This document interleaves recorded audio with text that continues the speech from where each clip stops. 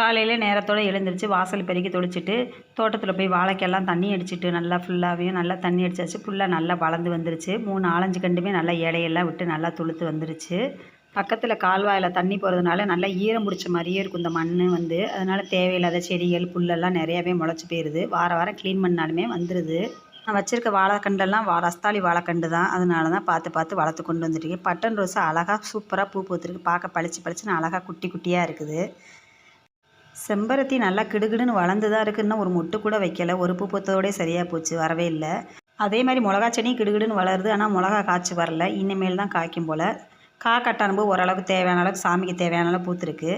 இப்போ எல்லாம் பூவுக்கு பிரச்சனை இல்லை. சாமி கும்பிட்றதுக்கு இதுவே பறித்து போட்டு கும்பிட்டுக்கிறேன். இந்த பூவை கட்டிட்டு பார்க்குறப்ப பேப்பர் பூ மாதிரி அழகாக பார்க்க நல்லாயிருக்கும். கொஞ்சம் அரளியும் இந்த பூவையும் எடுத்து நல்லா கட்டி வச்சாச்சு. சாமிக்கு ஆயக்கூடும் டெய்லி இந்த அளவுக்கு வரும். சாமிக்கு போட்டுக்குவேன். நம்ம அடுத்த வீடியோவில் பார்ப்போம்.